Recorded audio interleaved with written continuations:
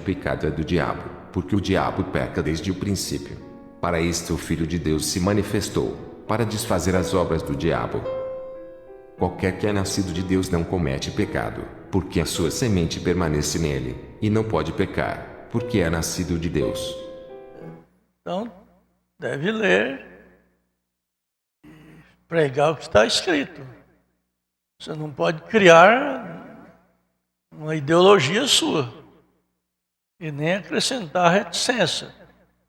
Mas pregar o que está escrito veio para nós aprender, como é necessário nós aprender.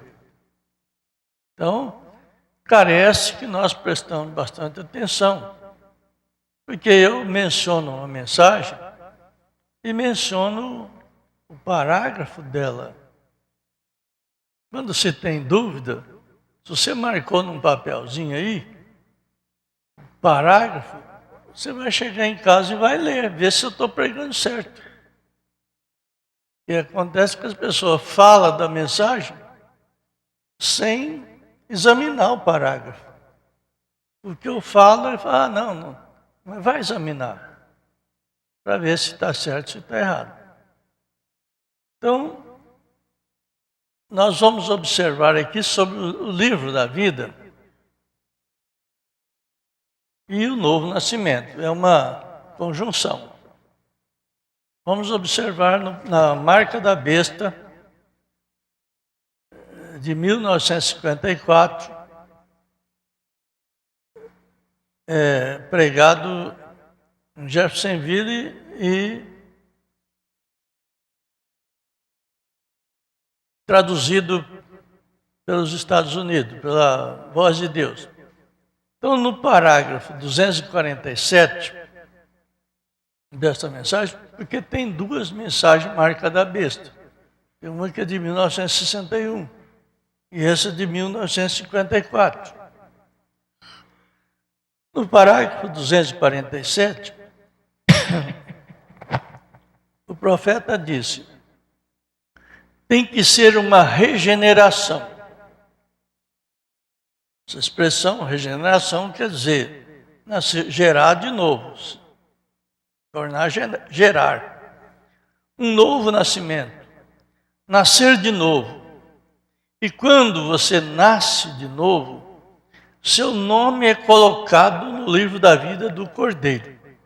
Aí eu vou trazer um pouquinho de confusão para vocês, para que vocês chamem a vossa atenção. Se, quando você nasce de novo, é que o seu nome é escrito no livro da vida do Cordeiro. E por que o nome foi escrito no livro da vida do Cordeiro antes da fundação do mundo? Está entendendo a pergunta? É uma pergunta, não é eu criticando, é para chamar a vossa crítica. Por quê? Lá em Apocalipse 13, verso 8, diz que os nossos nomes foram escritos no livro da vida do Cordeiro antes da fundação do mundo. E o novo nascimento, nós temos ele agora, quando você crê em Jesus. Então, quando você crê em Jesus, vem um novo nascimento. Mas veja bem, nós só aceitamos assim. Nós cremos em Jesus. Então, nós cremos em Jesus, temos um novo nascimento. Aqui o profeta fala, mas só que depois ele melhora o caso. Mas para você nascer de novo, você tem que morrer primeiro. Se você não morrer primeiro, você não nasce de novo. Então, aceitar o novo nascimento é fácil. Mas aceitar morrer que é difícil. Nós vamos entender isso aqui. No parágrafo 250, está muito alto aí, parece, irmão? No parágrafo 250, o profeta diz: por que nomes foram escritos? Aí ele diz: eles são semente de Abraão e são herdeiros de acordo com a promessa,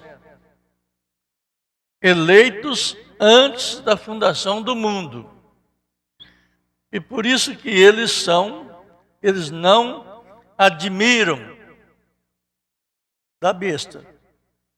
E lá diz, admirarão a besta, cujos nomes não estão escritos no livro da vida do Cordeiro antes da fundação do mundo. Vocês estão entendendo assim? Então o profeta menciona aqui. Então, quem não tem o nome escrito no livro da vida do Cordeiro antes da fundação do mundo, eles admirarão do processo das denominações, das bênçãos, das maravilhas, das coisas que o diabo, através de religiosos, fazem com o poder de Deus. Então, note bem. Por isso que eles não admiram. Note aqui. Agora, observe o que ele disse. Observe estes no livro da vida do Cordeiro. Aí o profeta faz uma chamada de atenção aqui. Aqui há sentido, que tem sabedoria. Então, frisa isso na vossa mente. Porque nós temos que, às vezes uma mensagem, um estudo, uma mensagem assim, ela não é de emocionar, ela não é de avivamento, ela é de silêncio, de prestar atenção, de buscar.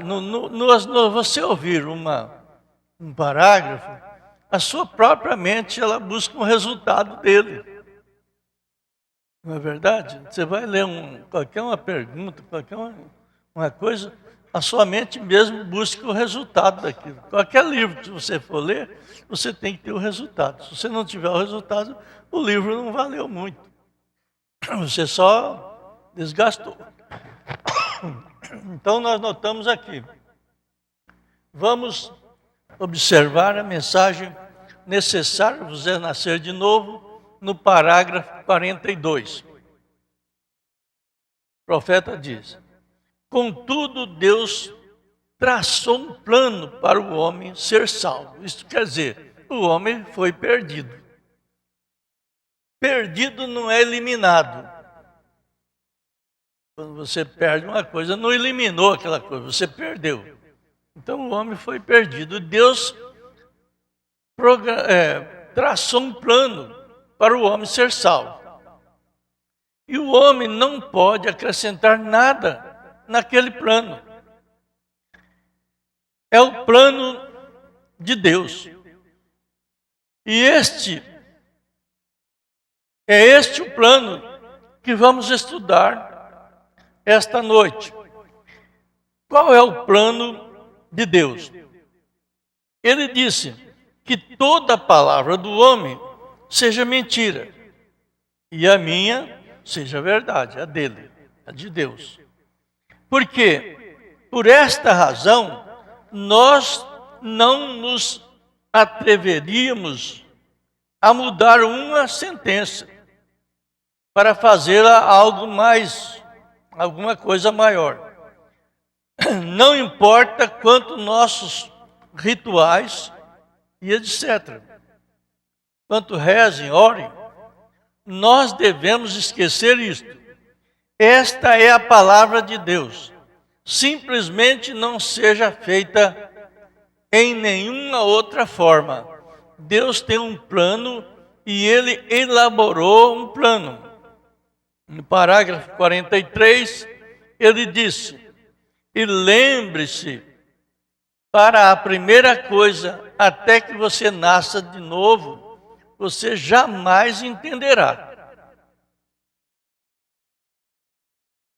Ele disse 2 vezes, ele falou: a não ser que o homem nasça de novo, ele não pode entrar no reino. E não ser que o homem nasça de novo, ele não pode nem mesmo ver o reino. Então, vamos observar isso. Você prega a mensagem e muitas pessoas não conseguem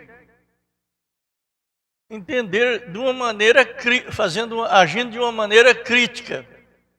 Quer dizer, não é você não entender e esperar em Deus para ter uma solução daquilo que você não está entendendo. Mas é você não entender e procurar derrubar aquilo que você está ouvindo. E que como que você vai derrubar a mensagem do profeta que está escrito? Eu acredito que muitas coisas a gente não entende no momento, mas se você entra em espírito e pede a Deus, daqui a uns dias uma outra pessoa fala, você entende. Então, isso não quer dizer uma neutralização em todo o entendimento, mas é uma neutralização na crítica, que a pessoa não entende e debate contra. Esse é o mal. Então, se não nascer de novo, ele fica desse jeito.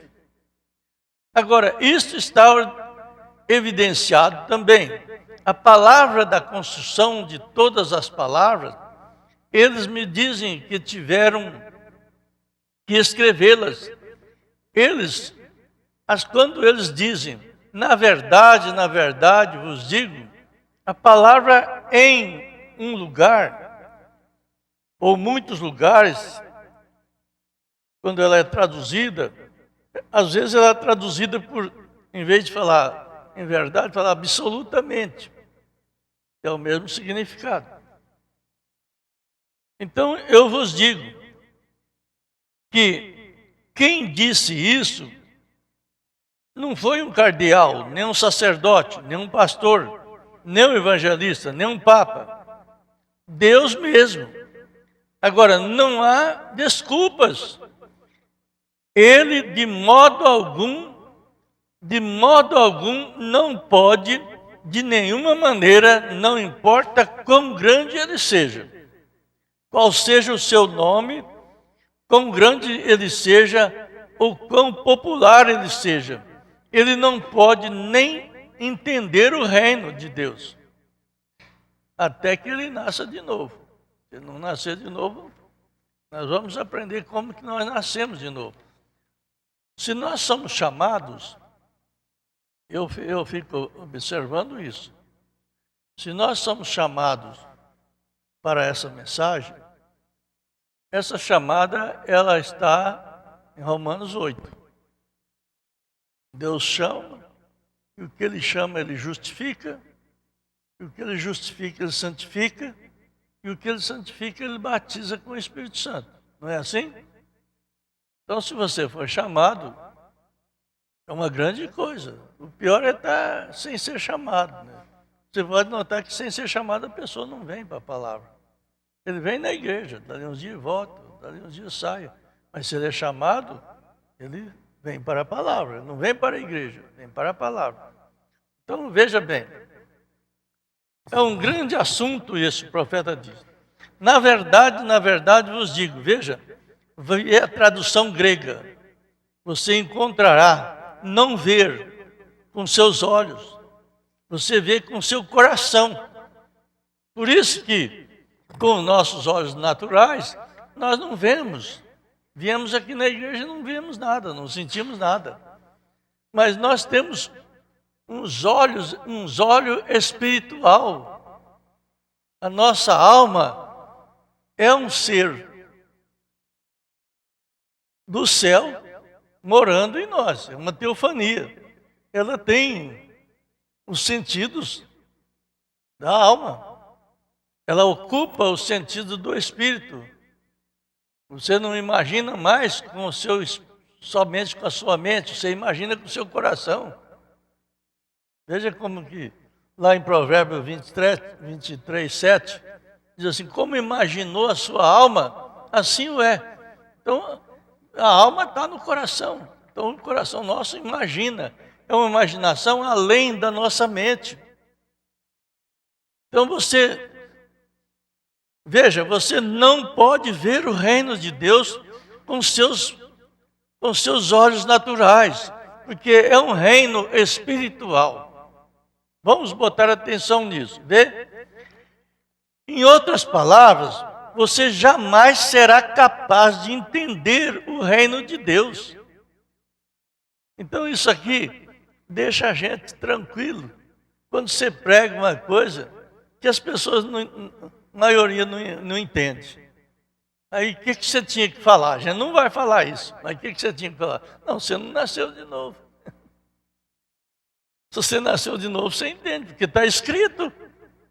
Eu não estou lendo, eu não estou criando, inventando.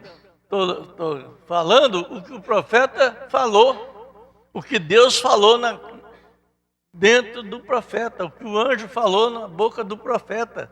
E eles gravaram e escreveram aqui, e nós estamos vendo, nós estamos ouvindo o que o anjo do pacto falou na boca do profeta. Eu acho que é mais do que nós pensamos. Agora, note bem, quando você nasce de novo, os planos do reino e o reino em si mesmo torna-se real para você. Que coisa boa quando a mensagem se torna real. E você se sente, eu não sei como é que as pessoas que não têm assim uma libertação, né? Como é que eles se sentem? Porque eu faz muitos anos que eu vivo pela palavra, né? Tenho falhas, mas não tenho pecado. Por quê? Porque eu não tenho pecado? Porque eu creio na palavra. Né? A semente está em mim. Qual semente? A semente da eternidade. Agora, nós vamos ler um parágrafo aqui, 55, da mensagem Necessário Vos é Nascer de Novo. E vocês vão notar uma coisa, veja aqui. Primeiro, nós consideramos nós mesmos pecadores e dignos de condenação. E nós somos todos nascidos em pecado e formados em iniquidade. Não há uma parcela sã em nós. Nossas mentes são ruins. Nossas almas são corruptíveis. Nossos constantes pensamentos são maus. Cada pensamento imaginário da mente do homem é nocivo, um pecador. E também nosso corpo é fraco. Nosso espírito não é bom. E nós somos exatamente cheios de corrupção. E como poderia uma coisa corruptível fazer uma outra coisa boa? De uma corruptível, deixe-me dizer isto, que Jó 14 disse, ele disse, vendo que o homem nascido de mulher é cheio de inquietação e de trabalho, e ainda assim ele surge como a flor e seca. E adiante, como um profeta continua falando, ele disse, quem do imundo tirará o puro? Ninguém. Se você colocar seu balde dentro de um poço e tirar um balde de água e ficar parado ali, ela assenta aquela sujeira. Logo, você olha nela e ela ainda está turva. E pequenos vermes existem naquela água. E não há meio nenhum de colocar seu balde de volta e ter uma água limpa. O mundo está contaminado. E toda a alma, mente e corpo do homem está contaminado. Ele nasceu em pecado, fisicamente formado em iniquidade, e veio ao mundo proferindo mentiras, de tal forma que sua própria alma está contaminada. Nada bom. Um não pode redimir o outro, porque está tudo errado. E você não pode tirar um balde cheio de água aqui, que está contaminado, e misturá-la, e você contamina as demais. Não há purificação nela. Bom, o que eu queria que vocês entendessem é isso. Se nós ficar com esse parágrafo, então é onde que nós não aceita o sacrifício de Jesus Cristo. Muitos crentes estão com esse parágrafo aqui parado aqui. Não, ninguém é santo. Ninguém é perfeito. Se ninguém é perfeito, ninguém é santo, o que é que nós estamos fazendo aqui? Nós viemos aqui para quê? Só para escutar um homem falar? Você está indo na igreja para quê? É isso aí que eu fico, às vezes, falo coisa pesada, né? Porque isso aqui é antes do novo nascimento. Antes do novo nascimento, o parágrafo 55 da mensagem necessário vos é nascer de novo é para todos que não são nascidos de novo. Quando você nasce de novo, você nasce de novo. Aquele nascimento velho é eliminado. Nós vamos aprender isso aqui. Então, vamos dizer que todo mundo está limpo aqui? Não. Tem aquele que não nasceu de novo. Jesus até falou, pelos frutos você conhece. Nós vamos chegar ali. Então veja bem.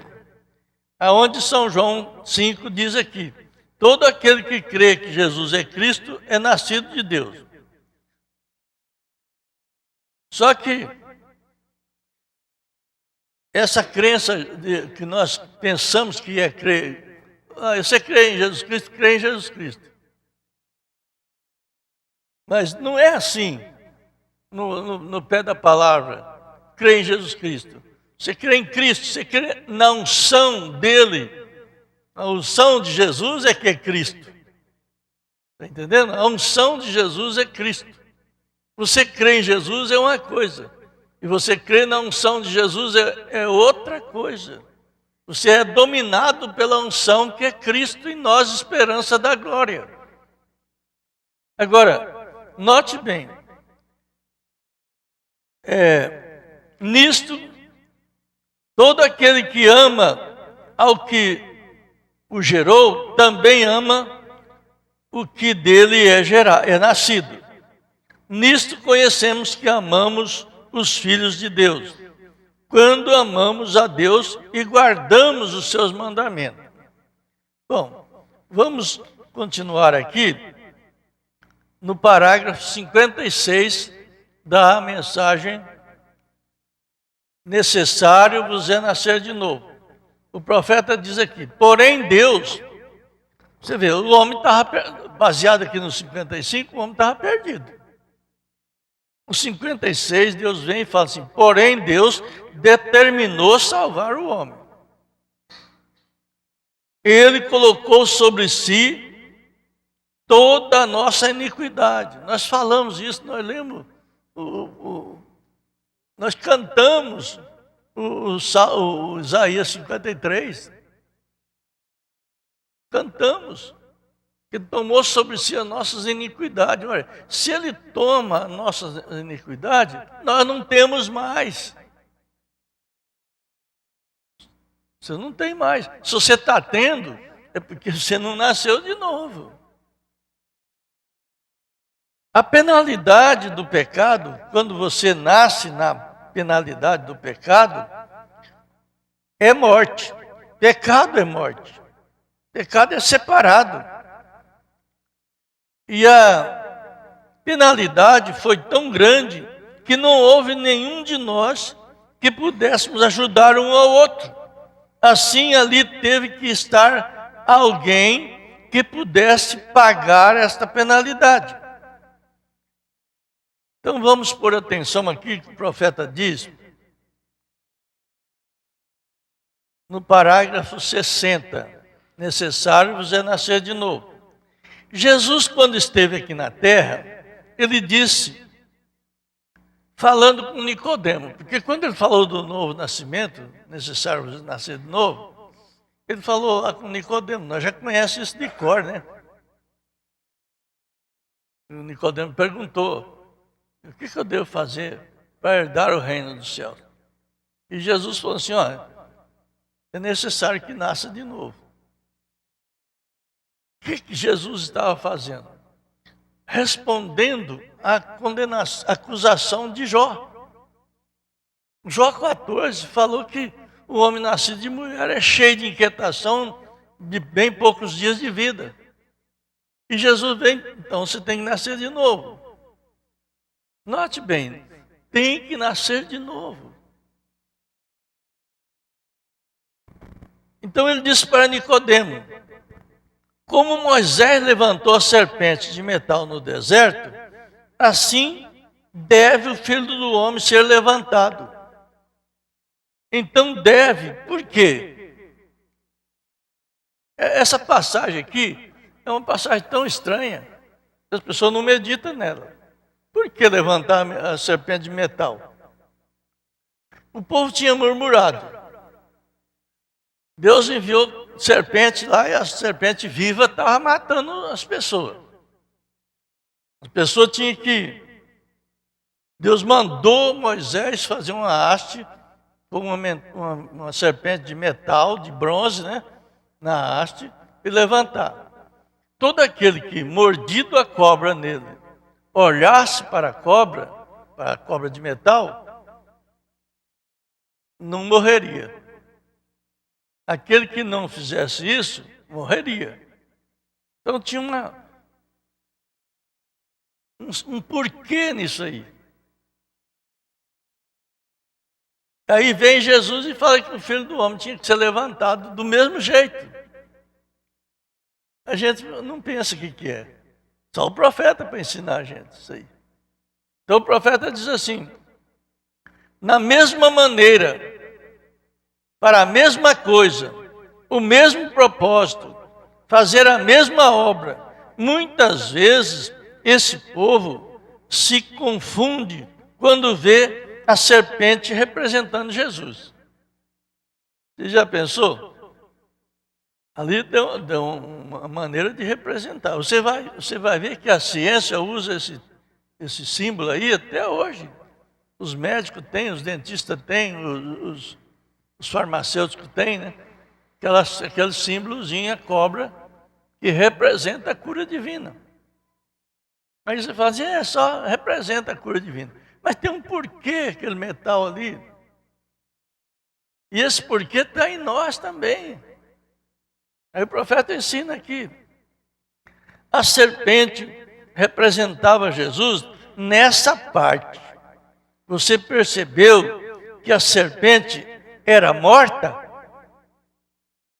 Ele não mandou levantar uma serpente viva. Mandou levantar uma serpente de bronze. Morta. Ela não tinha nada em si. Ela não tinha vida nenhuma. O bronze não tem nada em si. Está morto. E por que Jesus tinha que ser levantado igual Moisés levantou a serpente de metal lá em cima? Porque Jesus teria que ficar tal qual aquela serpente, sem nenhuma gota de sangue nele. Ele ficou morto, neutro, morto. Derramou todo o sangue dele, toda a alma dele. E nós temos que entender que isso aí vai cair em nós também.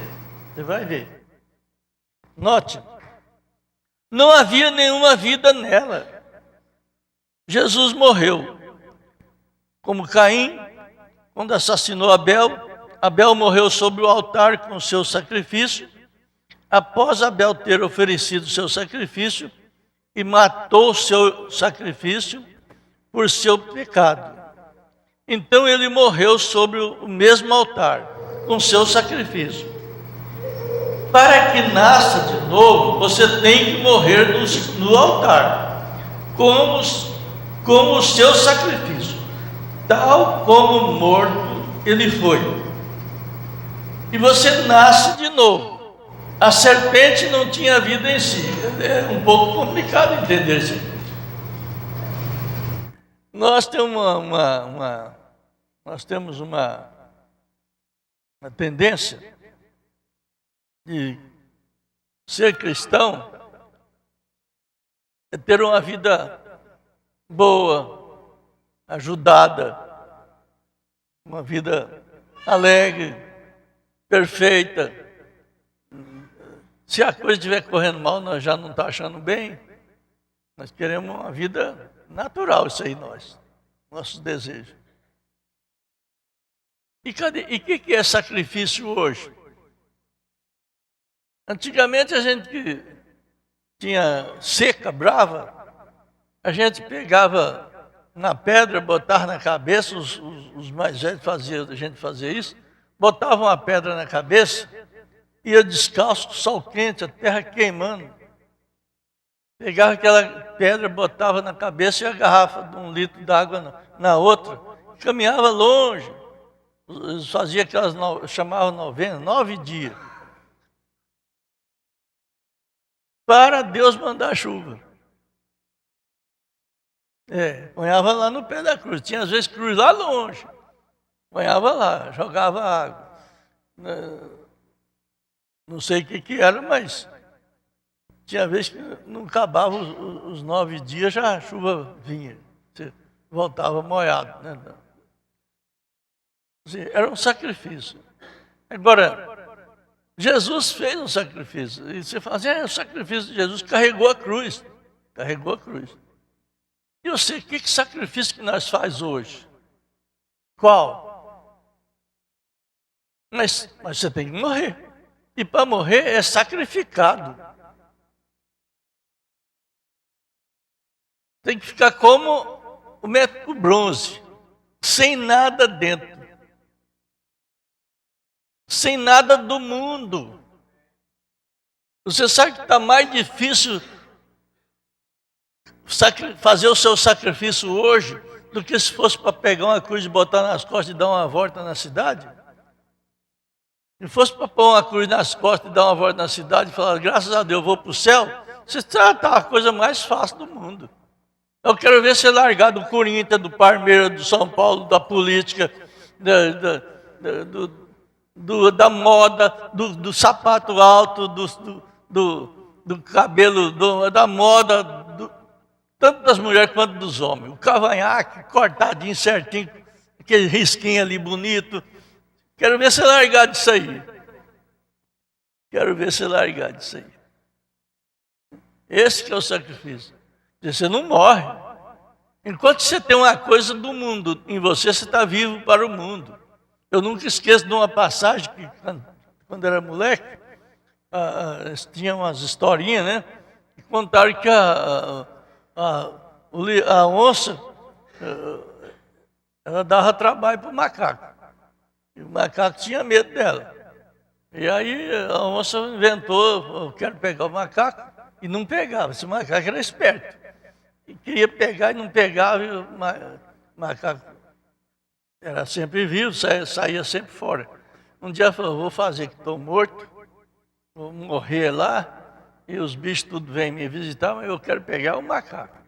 Aí a onça morreu lá, fizeram o caixão lá, puseram ela e avisaram na mata. Que mar de onça morreu. Teve uns que ficou alegre, morreu, que beleza. E vai, o macaco ficou meio por fora. Aí a onça já estava quase para sair o enterro e o macaco não chegava. Aí o nego falava assim, mas você não vai visitar a onça? Não, eu vou lá. O macaco chegou só na porta, assim, estava o velório lá, o macaco chegou na porta, olhou assim e falou assim para os outros, escuta, ela mexeu a perna? Não. Então ela não morreu não. A onça quando morre, a primeira coisa que ela faz é mexe com a perna. A onça muito tonta mexeu com a perna. Ele falou, sai fora que ela está viva. Cai fora. Não quis saber. Né? Era uma historinha. Mas, você vê, enquanto o camarada tem uma coisa do mundo nele, ele não está morto. Para o mundo. Ele está vivo. Quantas pessoas que passam uma música batendo lá e começa aqui, ajudando, né? Acompanhando. Às vezes até inconsciente. Né? Você acha que está morto? Está vivo. Está assistindo ali a coisa, está vivendo aquilo ali. Né? Seleção, jogo. Graças a Deus que eu nunca fui de jogo, viu? Nunca tive essa vontade. Mas veja bem, então, o parágrafo 61. Você diz, por que foi esse metal? Metal representa julgamento divino. Você já viu na Bíblia, no Velho Testamento, o altar era feito de metal, de bronze, né? Onde o sacrifício era queimado. Metal fala de julgamento. Como Elias, em seus dias, ele foi olhar nos céus e ele foi ver se alguma chuva estava vindo após sua oração. E ele disse: o céu parece bronze. O céu estava bronzeado. Antigamente o povo conhecia o tempo por isso aí. Quer dizer, Deus já tinha cumprido o juízo que ele tinha feito. Então, o que era isto? O julgamento divino sobre um povo incrédulo, uma nação incrédula que havia abandonado a Deus. Isto era o julgamento divino. O bronze é a serpente em si mesmo. Sua forma representava o pecado já julgado. Vê que a serpente no jardim do Éden, e ele era a serpente julgada. E quando nós olhamos para Cristo, você vê a penalidade, o único Deus, ele mesmo feito carne, Deus vindo à terra, tomou sobre si o pecado de todos nós, e o julgamento e a ira do Deus Todo-Poderoso foi posta fora sobre o seu corpo. Ele tomou nossos pecados, nossas culpas. E ali foi derramado na cruz. Aquele foi o julgamento real. Ele pisou o lagar da ira de Deus sozinho. Ele andou a estrada sozinho. Ele morreu sem a ajuda de nenhum anjo, de nenhum homem, de sua igreja, de sua mãe, de seus irmãos, de seu pai, abandonado por Deus, pelo homem e pela natureza. Ele morreu sozinho para nos mostrar que nem mesmo a natureza pode nos ajudar na hora da morte. Nós queremos muita coisa e sabemos que temos que passar por tudo sozinho. Não há nenhum amigo, nenhum sacerdote, nenhum papa, nenhum pastor. A morte é morte. Contudo, houve um que levou por nós. Parágrafo 63. Nenhuma vida na serpente. Ela era absolutamente cristalizada. Aquilo era a penalidade. Ele morreu de tal modo que a terra ficou envergonhada de si mesmo. Ele morreu de tal modo que até as estrelas ficaram envergonhadas. Ele sofreu de tal modo que o sol não pôde brilhar. Ele sofreu de tal modo que a lua desligou as suas luzes. Ele sofreu de tal modo que até mesmo os elementos da terra se tornaram negros e escuros até a meia-noite.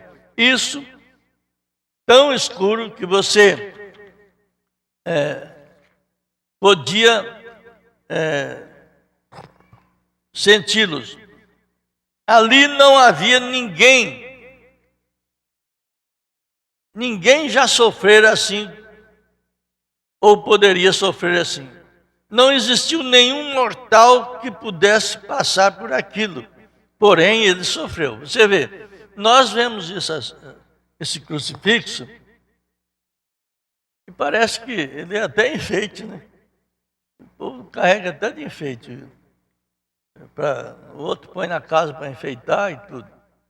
Mas se você meditasse, e se você pusesse aquele crucifixo do jeito que a história conta que ele foi, que a Bíblia diz em Salmo que Deus desnudou seu filho. Desnudou e tirou a roupa. E Jesus estava na cruz sem roupa, nu. Por isso que o povo virava a cara, de vergonha. Então você vai notar que aí ninguém ia pôr ele de enfeite. Se tivesse daquele jeito, eles puseram um paninho lá para ajudar. Então, se tivesse daquele jeito, ninguém punhava ele na casa, ninguém ia pôr uma estátua nu lá na casa. Você vê, até nisso, a camuflagem que existe? Então, note bem. Deus colocou sobre ele a iniquidade de todos nós e passou seu julgamento sobre ele. E ele pisou o lagar da ira de Deus. Bom, aqui, ele morreu quando não existia uma gota de vida deixada nele. Tornou-se como a serpente de metal, exatamente um ornamento cristalizado pendurado na cruz. Cristalizado não tinha nada de vida nele.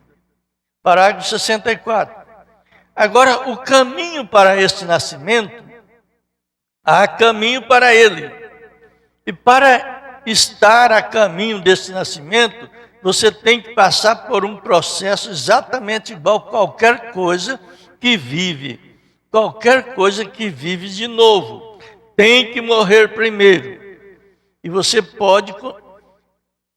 não pode conservar o seu próprio espírito. Você não pode conservar os seus mesmos hábitos. Você não pode conservar seus mesmos pensamentos. Você vê como que nós estamos. Parece, não sei se eu estou falando certo, mas parece que eu vejo o povo só é crente dentro da igreja. Vai lá. Muita gente desse jeito, só é crente dentro da igreja. Chega na casa dele, ele está livre, sem roupa. As mulheres também vestem de qualquer jeito. Eles não têm uma vida cristã. Eles têm uma vida privada da vista humana. Ele diz, não, dentro da minha casa eu sou...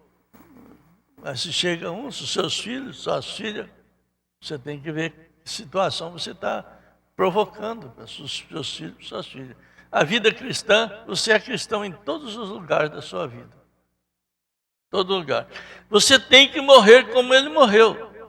Você tem que morrer em seu altar, como Abel com o seu cordeiro. Você tem que morrer com o seu cordeiro. Você tem que morrer para o seu próprio pensamento, para nascer para o pensamento dele. Gente, ser cristão é um pouco diferente do que nós estamos pensando. Nós falamos assim, eu vou fazer isso. Esse é o seu pensamento. Mas e o pensamento dele? Se você antes de falar, eu vou fazer isso, eu vou consultar Deus se eu posso fazer isso. Porque às vezes amanhã não pertence para nós. Não adianta nós aplicar o nosso pensamento. Amanhã não é o dia nosso. Amanhã é Ele. Desde que a mente que estava em Cristo esteja em você. Você tem que pensar pensamentos dele. E agora, irmão e irmã, deixe-me dizer isto tão inteligente quanto eu saiba dizê-lo. Como pode você pensar seus pensamentos, os pensamentos dele, e negar sua palavra? E ainda reclamar ser nascido de novo? Tão somente faça você mesmo essa pergunta. Como pode você fazer isto? Você não pode, se você é nascido de novo, você tem os pensamentos dele. Se a mente de Cristo está em você, logo você é uma nova criatura. Olha, falta muita coisa para nós, viu, gente? Você fala assim, não, então não posso trabalhar mais, não posso fazer isso, não posso comprar mais, não. Se você pegar desse lado aí você vai ficar pior. Você tem que saber que o pensamento de Cristo está em você, no trabalho, lá onde você estiver. Cristo em você. Você não vai falar coisa contrária à sua palavra. Você não vai descrer na palavra de Deus por motivo nenhum. Você não vai mentir para ganhar vantagem em qualquer lugar, porque você está servindo a Deus. Então notamos que A Bíblia ensina isto. E se qualquer irmão gostar de, bem, você procure isto. Criatura, olhe esta palavra criatura no dicionário. E você descobrirá que a palavra criatura ali interpretada ou localizada, uma nova criação. Por quê? Você é uma criação, um ser humano nascido em desejo sexual aqui na Terra, e agora você é uma criação nascida pelo Espírito Santo. Quando a pessoa nasce de novo, quer dizer, você conseguiu. Lógico que tem que morrer primeiro, né? A morte é uma desistência da sua vida mundana, das modas, das coisas. Não quer dizer que uma mulher não pode vestir roupa nova, boa, tudo bem, mas com decência. O homem também, viver com decência. Você consegue fazer com que a palavra te renova, com que a palavra te dá nova vida. Aí você passa a ser nova paternidade, ter nova paternidade. Você passa a deixar, não é deixar de lado, mas deixar do domínio da paternidade humana e ter o domínio da paternidade celestial. Creio que vocês estão entendendo assim. Na realidade, nós erramos, mas nós já temos muito bons passos para frente. Temos tido. Então veja bem, nova criação. Eles estão tão mortos até a ponto de ficarem cristalizados como a serpente de metal. E como quando ele morreu. E os céus e a terra, todas as coisas testemunharam que ele estava morto.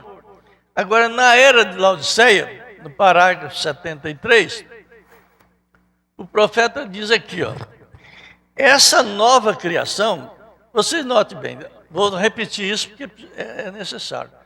Se você consegue desistir das coisas do mundo, consegue viver uma vida cristã, você fala, mas como que eu vou deixar do mundo? Vocês entendem o que o profeta quer dizer? Ele não quer dizer que você vai abandonar o mundo. Jesus falou isso. Jesus falou, eu não peço que os tire do mundo, mas que os livre do mal. O mal do mundo. Olha, vocês querem mais mal do mundo como está nesses YouTube, nesses WhatsApp, nesses Facebook? Vocês olham para esses Facebook de irmãos, não vou dizer do mundo, que eu creio que vocês não vão olhar do mundo, mas olha de irmãos, que vocês ficam envergonhados de ter um irmão daquele jeito. Dando mau testemunho, colocando coisas desinteressantes para cristão. Nós temos que ter coisas interessantes para cristão, não desinteressantes. Tem esses Facebook tem cada bobeira, a pessoa tem coragem de expor a vida suja dele no vídeo, no Facebook. Quer dizer, isso é porque não é nascido de novo. Aí você vai olhar, então você vai falar assim, olha, está difícil de ter um nascido de novo, porque está quase todo mundo assim. Na realidade é porque você não procura morrer, porque a chamada você tem. Você tem a chamada. Deus chama, justifica, te inocenta com o seu sangue, com o sangue. E procura glorificar. Mas você tem que avançar. Fé, virtude, ciência, temperança, paciência, piedade, amor fraternal. Acrescenta isso, porque Ele te dá a fé. Deus só dá a fé. E você tem que ser acrescentado na sua fé. Então, o profeta diz, esta nova criação não é a criação velha, reformada. Se assim fosse, então não poderia dizer que é uma nova criação. É exatamente o que diz ser nova criação. Outra criação distinta da velha. Por isso que eu pus aqui no tema, para assustar mesmo. Nova geração de Deus. A primeira geração de Deus está anulada para o reino. Para o reino. Quando se fala para o reino, não é salvação comum, geral. Vocês entendam isso. Para o reino é Jesus o rei e a noiva a rainha. Esse que é o reino. Então, para esse reino é que é a nova criação. Nova criação é para o reino. Aí vem um novo nascimento. Todo predestinado que tem o nome escrito no livro da vida do Cordeiro antes da fundação do mundo, nunca o nome dele será arriscado do livro da vida do Cordeiro. Nós vamos aprender isso, chegamos lá. Então veja bem. Ele não está mais tratando pelos caminhos da carne. Assim como ele tratou com Israel. Ele separou Abraão e a sua descendência, através de Isaac. Agora, fora de todo parentesco, tribo e nação, ele tem proposto uma nova criação. Você vê que nós não somos parentes de ninguém, quando você é nascido de novo. O seu primeiro irmão foi Jesus. Se falar isso, a pessoa vai... Mas que coisa! Ele é o primeiro, a primícia, o primogênito de Deus. Quando ele estava lá, quando ele chegou no sepulcro de volta, que a Maria estava lá, ela quis tocar nele, ela tinha ele como filho. Não era? Ele falou, não toqueis em mim, porque eu ainda não fui para o meu pai, para o vosso pai. Então, o Jeová era pai dele, o pai da Maria. Então, ele estava se colocando como irmão da Maria. Todos que saiu dele são filhos do pai. Embora isso tenha uma modificação depois na eternidade. Porque aí ele é rei e nós somos rainha. Agora, por meio do seu Espírito, está criando muitos filhos para si mesmo.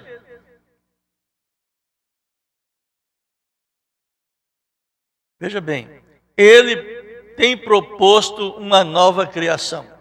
Eu estou lendo o parágrafo 73 da Era de Laodiceia. Este é o primeiro desta criação. Ele era Deus criado na forma de homem. Agora, por meio do seu Espírito, está criando muitos filhos para si mesmo. O novo nascimento é pelo Espírito Santo. Deus, o Criador, criando para si mesmo uma parte de sua criação. Esta é a verdadeira revelação de Deus. Este é seu propósito. Este propósito tomou forma através da eleição. Por isso é que ele podia ver até a última era, quando tudo seria terminado, e ver a si mesmo ainda no meio da igreja, como autor desta nova criação de Deus. Seu poder soberano fez com que isto acontecesse. Pelo seu próprio decreto, ele elegeu os membros desta nova criação. Lá em Romanos 8. Ele os predestinou para a adoção de filhos segundo o beneplácito de sua vontade, pela sua onisciência e onipotência. Ele fez com que viesse a acontecer. Como poderia ele, de outro modo, saber que estaria firme no meio da igreja, recebendo a glória de Deus, de seus irmãos? Ele não se certificasse. Ele conhece todas as coisas, e todas as coisas ele executou segundo o que ele conhecia, a fim de que seu propósito e bom prazer viesse a ser realizado. Nele, digo, em quem também fomos feito herança, havendo sido predestinados conforme o propósito daquele que faz todas as coisas, segundo o conselho da sua vontade. Efésios 1, 11. Agora veja bem, nós também temos que observar a mensagem união invisível da noiva. Mensagem muito profunda. E nós às vezes não prestamos muita atenção. Porque a união invisível é a união espiritual. A união visível é a união natural, que nós vamos ter no céu, subindo, encontrar com Jesus nos ares. Fisicamente, é visível. Mas a união invisível é agora. É a união espiritual. Tem que observar isso. Se nós não observar isso, nós vamos ter dificuldade. Então o profeta diz aqui, parágrafo 158, dessa mensagem União Invisível da Noiva. Ele diz, a vida é uma coisa sagrada para Deus e é apontada no livro de Deus. E Deus é o autor da vida. Crê você nisso? Nossa vida natural aqui, o que nós aqui temos, é só uma perversão. Isto verdadeiramente deveria ser a vida correta, como que se começa. Porém, esta está pervertida pelo nascimento natural. Seu nome de primeira natureza nasceu e foi posto num livro da vida. E todos os seus feitos foram escritos também nele, livro da vida, note bem. Tudo o que tens feito sob essa natureza foi posto num livro chamado o livro da vida. Parágrafo 173, o profeta diz, agora seu nome está no novo livro, não no livro da vida, mas no livro da vida do Cordeiro. O que o Cordeiro redimiu, parágrafo 174. Não o antigo livro de sua união natural, porém você é uma nova noiva, aleluia, nova vida, está no livro da vida do Cordeiro. Bom, vocês vão entendendo que eu fiz aquela pergunta lá, né? Se o nosso nome está no livro da vida do Cordeiro, por quê? Que ele só entra quando nós nascemos de novo. Lembra disso? Isso nós vamos precisar aqui no fim. Se estava o nome, seu nome, está escrito no livro da vida do Cordeiro antes da fundação do mundo. Por que só quando você nasce de novo que Deus coloca ele? Não, nós vamos entender isso. Note bem. Agora, seu certificado de matrimônio, aleluia, onde toma posse seu verdadeiro germe eterno.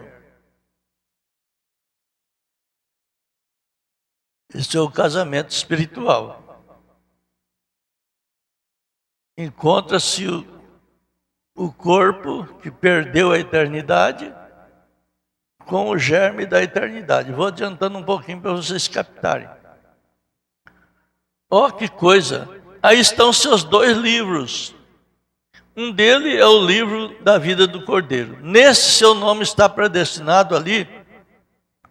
E este não se pode ir, porque você não pode mais que nada, porque ele está preordenado para estar ali dentro.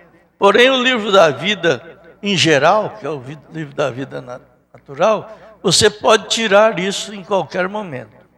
Se você não se arrepende, está apagado de todos os modos, porque tem que comparecer no juízo. A noiva nem mesmo comparecerá lá no juízo. Ela entra no rapto. Parágrafo 251. O livro da vida é a palavra de Deus. O livro da vida é esse aqui, ó. Você tem que engolir esse livro, comer esse livro. Não é fisicamente, é espiritualmente. Ele tem que entrar na sua alma. Você vê que a Bíblia é um livro que a gente ama demais? Não tem livro que você ama igual a Bíblia. Já reparou? Você não enjoa de ler ela. Porque a palavra de Deus, a palavra é Deus. E Deus é a única coisa que é vida. Assim sendo, o seu nome estava representado na Bíblia, antes que a Bíblia se convertesse em palavra. Se vocês estão aqui para fazer isso, não vindicaria essa palavra? Não se vindicará a igreja a si mesmo? Malaquias 4 vindicaria a si mesmo e mostraria que isto é o que é. Eu às vezes fico pensando, né? Às vezes a gente lê essas coisas, as pessoas lêem, eu acredito que muita gente lê e não entende. Não é que não entende, não põe muita atenção. A leitura, ela é uma coisa que a gente não pode ler assim que nem papagaio. Não, você tem que ler parágrafo, porque se existe parágrafos, ele é um assunto particular. Um parágrafo é um assunto particular. Por isso que a Bíblia tem capítulos, é um assunto. Versículo é um sentido dentro de um capítulo. Então, parágrafo na Bíblia. Então, tem os versículos também na mensagem. Parágrafo tal. Livro tal, parágrafo tal. Você para e medita o que ele está falando, o que ele está fazendo. Você vai notar que aquilo começa a mexer com o seu interior. É isso que passa a ser alimentado, mastigado. Porque o ministério do Filho do Homem, que nós somos alimentados com ele, é a mensagem do profeta. Você ouve a mensagem do profeta, ela te alimenta, ela te dá segurança. Então, a mensagem, o livro da vida do Cordeiro, ele vai misturar com o livro da vida da terra. Nós vamos ver isso aqui. Agora veja bem, o abstrato, nós vamos aprender aqui na mensagem ao nascer do sol, nós vamos entrar para ela, mas eu vou meditar para vocês aqui o que é o abstrato, que nós vamos ler ali. Na mensagem, o nascer do sol, que é o poder vivificador. O profeta mostra ali no parágrafo 164, mas nós vamos comentar um pouquinho aqui o que é o abstrato. Nós aprendemos já na mensagem do profeta sobre a junção. Lembra da junção? A junção foi a união de uma coisa que estava desjuntada, né? Então foi a união do Espírito de Deus com o ser humano, no Pentecostes, não foi? Desceu, eu mostrei até com o dedo assim, desce o Espírito dos céus, toma o homem aqui na terra e leva para os céus. Assim, uma junção. Mas para ter uma junção, tem que ter uma disjunção. A disjunção é o que separa, é o abstrato. Abstrair é tirar. Tirar, é o verbo abstrair, tirar. Vamos supor, o vento é um substantivo abstrato. Ele é saído de uma nuvem, tem um movimento que faz ele dar vento. Aqui não tem ventilador. O ventilador ele gira e ele é um substantivo concreto. O vento que ele solta é um substantivo abstrato. Sai dele, sabe? Para vocês entenderem. Então, teve uma disjunção para fazer a junção. A junção é o que une, a disjunção é o que separa. É o abstrato. Então, aonde foi a disjunção? Vocês têm na mente? A junção foi em Atos 2,38, prometido por Joel 2. E a disjunção foi aonde? No Éden. A disjunção foi no Éden. Quando a mulher errou lá, Deus separou. Você vê que São Paulo falou que Deus escondeu as nossas vidas em Cristo. E Cristo voltou em Pentecoste. Dá para entender, irmão? Genaro? Então veja bem. Ali houve a disjunção. Aqui no Nascer do Sol, parágrafo 164, o profeta diz: quando um homem tem dito que ele crê na palavra, logo desce o Espírito Santo. Agora, não é frequentar a igreja, é dizer que crê na palavra e crê mesmo. Porque nós estamos crendo na palavra. Nós não estamos vindo aqui só para cantar, para glorificar, para fazer. Não. Nós estamos aqui porque nós cremos na palavra. E se você crê na palavra, ela encarna em você. A palavra é encarnada em nós. Deus fez isso. A palavra se fez carne na pessoa de Jesus Cristo. No Calvário, Jesus derramou o sangue, e no Pentecoste, Ele enviou o Espírito para encarnar em nós. A palavra se fez carne para que essa carne que estava lá no 55, do necessário nascer de novo, se fizesse palavra. Dá para entender? Então, cada vez que nós viemos na igreja, que nós ouvimos uma mensagem, e que aquilo, a sua alma atrai, não é você achar bonito, não, a sua alma atrai, não é na sua alma atrair aquilo encarna. Por isso que nós somos palavra encarnada, carne da sua carne, osso do seu osso, sangue do seu sangue, nova criação, nova geração. Olha, é difícil entender isso, gente, mas vocês vão procurar, está nas mensagens. O profeta diz amém, e nós obtemos o abstrato. Quando o Espírito Santo desce sobre esse documento, o abstrato ficou lá. E o documento está aqui. E a geração continuou. Deus viu ali, desde antes da fundação do mundo, e do qual pôs seu nome no livro da vida do Cordeiro, mas que foi nascido de um homem ou de uma mulher, que foram sujeitos a pecado, e mesmo culpados de pecado. Quando eu criei nessa palavra, então recebi o documento.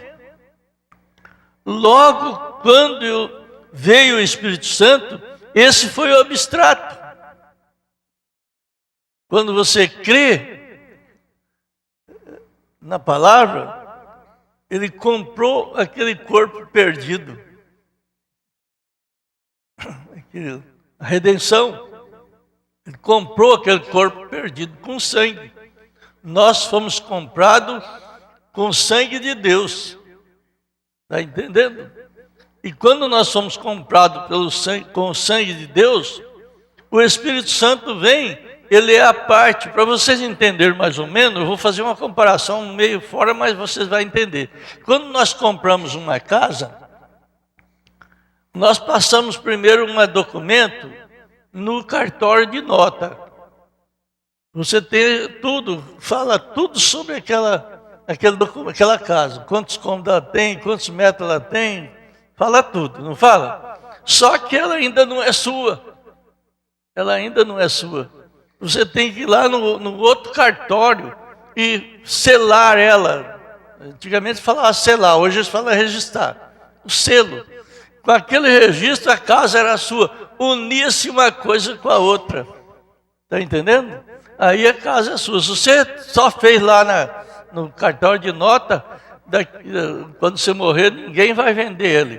Porque você não é dono. Aí se a família quiser possuir, tem que fazer um documento que chama uso campeão. Eu só estou comparando para vocês entenderem. A vida nossa é isso aí. Esta vida, quando você crê, é que você tem o documento. Vamos supor, do cartório de nota. Quando você vive a palavra, então ele manda o documento, o abstrato, o registro daquilo ali. Dá para entender? Só comparando, mais ou menos, para vocês entenderem. Mostrando que tudo estava contra mim já. Fosse algo que fez minha mãe, ou meu pai, ou minha avózinha, com caso, veja bem, essa enfermidade veio descendo de parente, de avô, e até chegar naquela menina. Ele está falando de uma menina aqui. Como tenho dito, quando desce o abstrato, apaga todo o passado. Tudo aquilo que o livro foi escrevendo. Não lembra que o livro da vida vai escrevendo tudo que você tem? Tudo que você fez? Lembra que eu falei isso aqui na mensagem? Quando vem o abstrato, apaga tudo aquilo. Agora sou uma que tem o abstrato na mão, amém?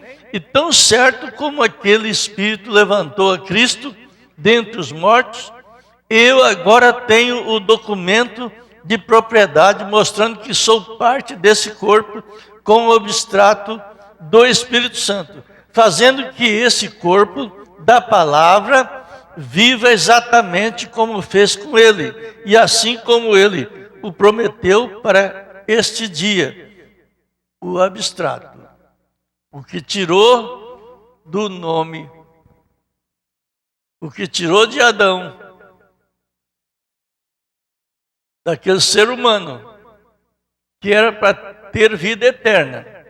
Ele não criou Adão para morrer, ele criou Adão para ter a vida eterna.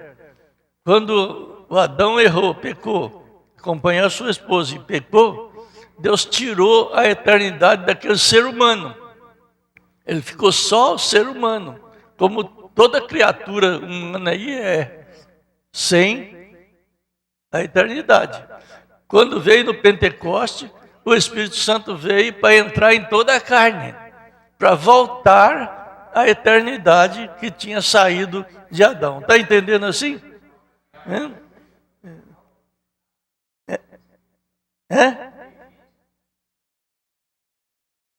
Ser do Espírito Santo.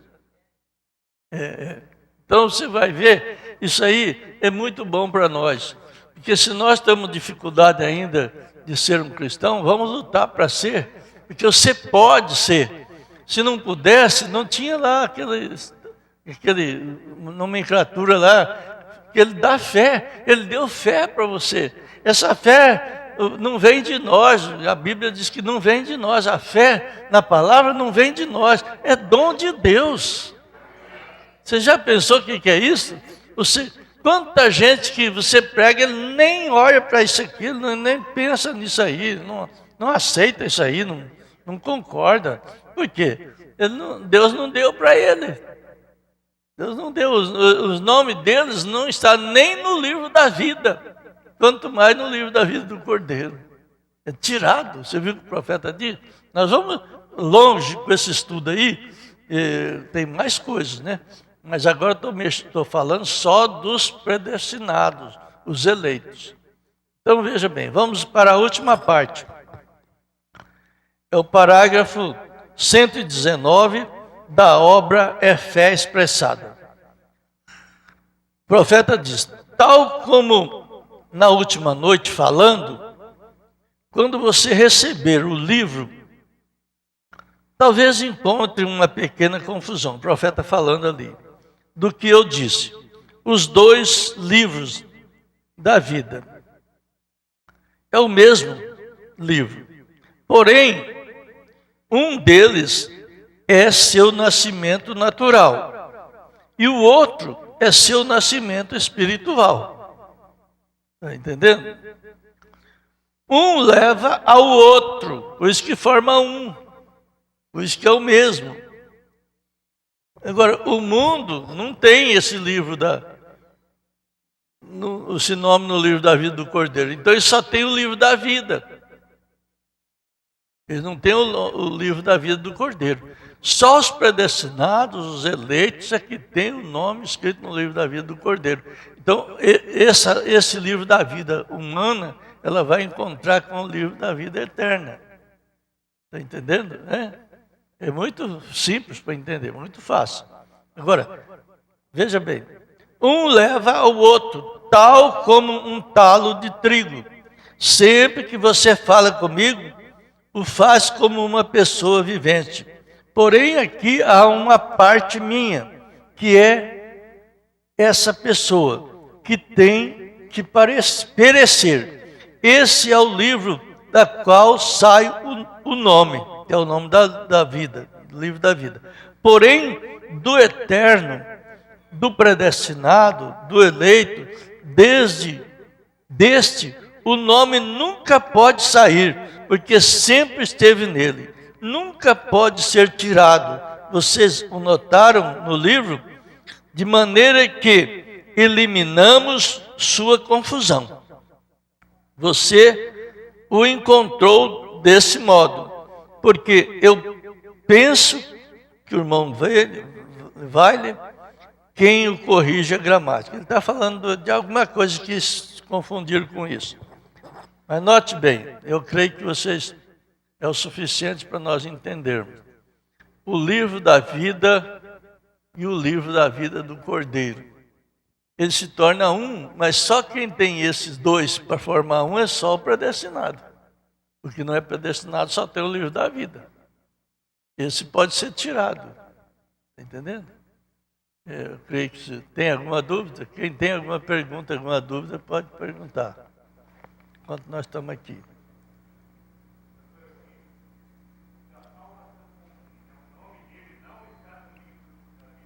Não. Não. Salvação comum.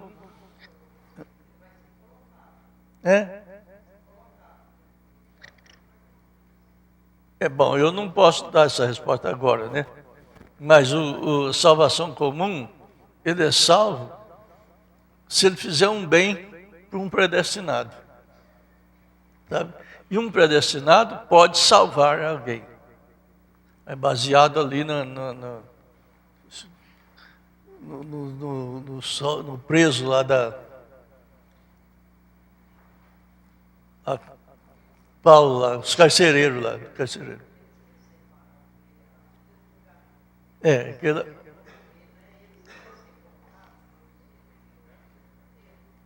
Não, eu não sei isso aí, irmão, por enquanto, porque eu não estou entrando nesse assunto, né? Eu só sei que o livro da vida do Cordeiro é os que são predestinados. Eles nascem de novo. E o que não está no livro da vida não nasce de novo. É dado a eles salvação. Entendeu? Eu não posso falar para você de uma outra forma, porque não vejo. Então,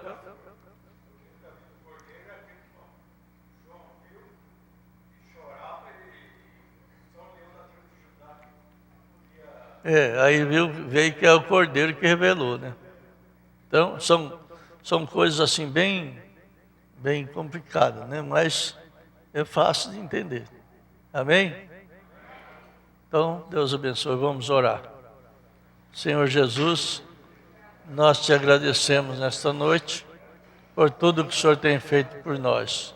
Pedimos as suas bênçãos, que cada um de nós possamos entender melhor e ser revelado pela tua palavra. Deus eterno, eu procurei trazer tudo que estava escrito na sua mensagem, em nome do Senhor Jesus Cristo. Amém. Amém. Senhor.